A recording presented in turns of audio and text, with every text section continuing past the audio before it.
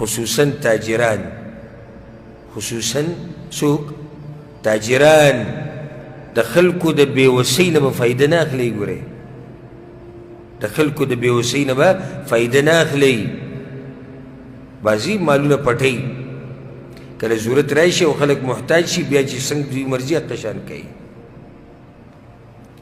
چېرته به د غریبانانو د غربت نه فایده نه اخلي، چېرته به د بېوسه د بېوسۍ نه فایده نه اخلي. ګورئ د کمزوري د کمزورتیا نه به فایده نه اخلي. د ورځې دي ګوره بدلیږي را بدلیږي. وتلک الایام نداولها بین الناس. الله وایي دا ورځې زه ګرځوم را ګرځوم. نن یو سړی غریب دی، وږی دی، تږی دی، تر دې نه فایده اخلي که نه؟ دا ورځ سبا له ګوره به تا باندې هم راتلی شي. وږی به یې، تږی به یې، الله به دې غریب کي. دا تجارت به درم الله ختم کي، ذلیل او خوار به بیا ګرځي. بلکې مؤمن تاجر هغه دی، مؤمن تاجر یادومه، رښتینی تاجر یادومه چې کله په خلکو باندې سخته راشي نو دی هغوی سره په سخته کې ودرېږي. یو شی که دی په 50 روپۍ خرڅوي په عام ورځو کې، په سختو حالاتو کې 10 ته راکوز کي، په سختو حالاتو کې 40 ته راکوز کي، صدقې ډېرې کي. تپوس کې کوم ځای کې یتیمانان دي، کونډې دي، فقیران دي، هغوی د خپل دوکان نه سامانونه هسې وریږي. دا مؤمن تاجر دی. دا نه چې ته خلکو ته ناسې ګورې چې خلک کله ضرورت یې ډېر شي راشه بیا ریټونه ډېر کوه، د دوی سره ظلم کوه. دغه شان دا خبره په یو شي خرڅولو او اخیستو کې تاجر له پکار دی چې هر وخت څه شی خرڅوي، تجارت کوي، که په سفر کې که په حضر کې، پکار دی چې نرمي پکې کوي.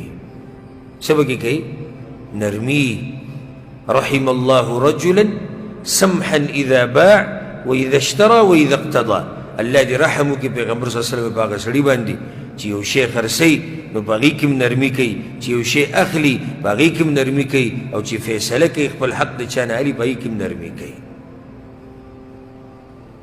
یو نیم تاجر پسې چې ورشي لکه اوس یو غریب سړی پسې راغی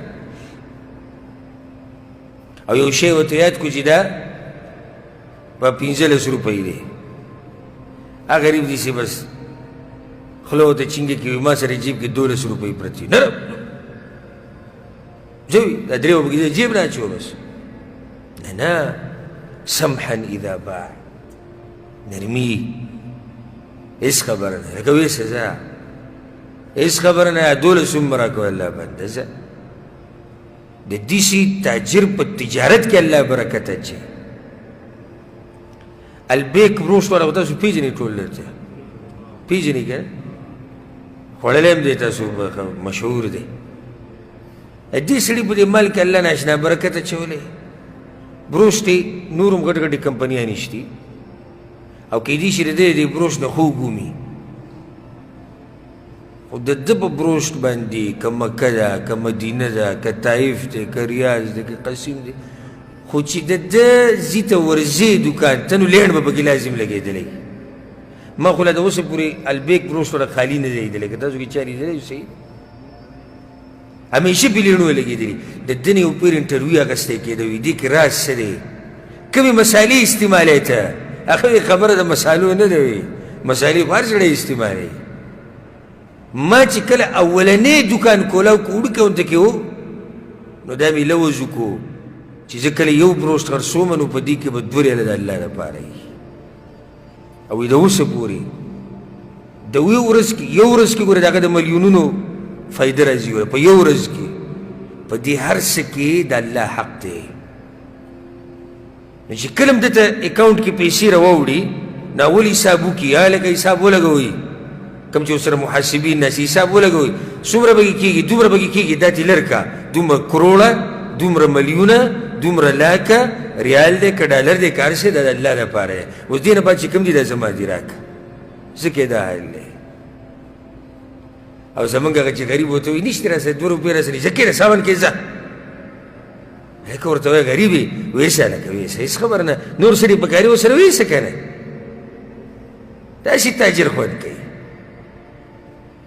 او زما هغه سړی قدرتي سبحان الله د هر سړي بدي شي، دا چې کله سړي کې یو ځای کې د الله مخالفت کوي نو بد الله دې مخلوق ته داسې بد ښکاره کړي. زما خپل ځاني هغه سړی سخت بدي شي چې دی د یو ګلې مالکي د یو دوکان مالکي او د لوږې نه مري، دا مې سخت بدي شي.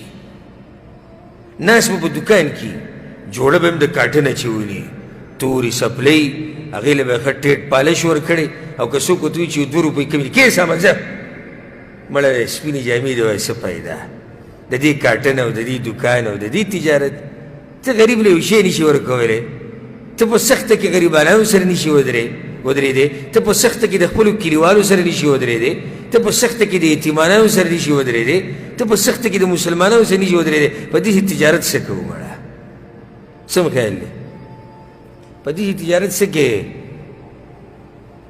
چې صرف بس دغه خپله خېټه به ساته او وړوله او بیا چې مړ شي هغه بچي وله د مال داسې والوځئ که نه، نو دې غریب ته هېڅ فایده وانغسته. أتى على الإنسان حين من الدهر لم يكن شيئا مذكورا.